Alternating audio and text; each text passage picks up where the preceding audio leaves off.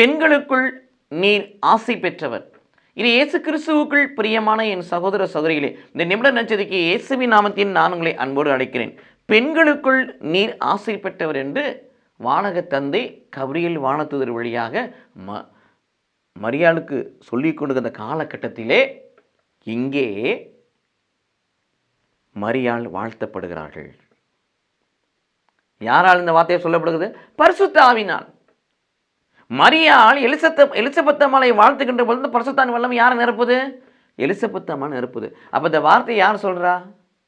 பரிசுத்தாவில் நிரம்பிய எலிசபெத் அம்மாள் கன்னி மரியாளை பார்த்து சொன்ன வார்த்தை, பெண்களுள் நீ ஆசி பெற்றவள். இது இயேசு கிறிஸ்துவுக்குள் பிரியமான. அதற்கு காரணம் அவர்கள் அமல உறுப்பவும் கொண்டவர்களாக இருந்தார்கள். ஜென்ம பாவமற்றவர்கள், அமல உறுப்பவி, உடலிலும் உள்ளத்திலும் கன்னித்தன்மை உடையவர்களாக இருந்தார்கள். பரிசுத்தம் நிறைந்தவர்களாக இருந்தார்கள். அவர்கள் ஆண்டவருடைய ஆலயமாக இருந்தார்கள். அவர்கள் புதிய இஸ்ரவேலுடைய புதிய உடன்படிக்கை பேழையாக இருந்தார்கள்.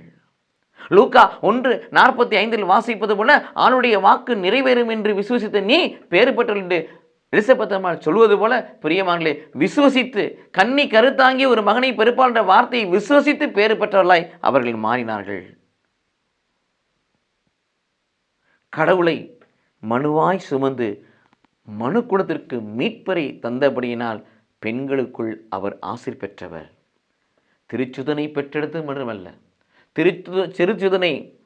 திருமகனை பெற்றெடுத்தது மட்டுமல்ல, திருச்சபையும் பெற்றெடுத்தது. பெந்தெக்கோஸ்து நாட்டிலே பரிந்து பேசி திருச்சபையும் பெற்றுக் கொடுத்தது அன்னை மரியாள். ஆகவே அவர்கள் என்றென்றும் பெண்களுக்குள் ஆசீர் பெற்றவர்கள். உங்களை என்னை பார்த்து நீ ஆசீர் பெற்றவர் என்று சொல்லி கடவுள் சொல்ல வேண்டும் என்று சொன்னால், கடவுளால் நாம் ஆசீர்வதிக்கப்பட வேண்டும் என்று சொன்னால், பிரியமானவர்களே, அன்னையின் வழியில் நாம் பயணிக்க வேண்டும். அன்னையினுடைய இறை உறவு எப்படி இருந்ததோ அத்தகைய உறவு கொண்டவர்களாய், இறைவனோடு உறவு கொண்டவர்களாய், இறை பணி செய்யக்கூடியவர்களாய், என்னுடைய திட்டத்துக்கு அடிபணிந்து வாழக்கூடியவர்களாய், என்னுடைய சித்தத்தை செய்யக்கூடியவர்களாய் நீங்கள் நான் இருப்போம் என்று சொன்னால், நம்மை பார்த்து கடவுள் சொல்வார், நீ ஆசீர் பெற்றவன், மனு குலத்தை நீ ஆஸ்வதி பெற்றவன் சொல்வார். அத்தை ஆஸ்வாதை பெற்றுக்கொள்ள அன்னையின் பிள்ளைகளாய் மாறுவோம். கடவுள் நம்மை ஆசிர்வதிப்பாராக. ஆமீன்.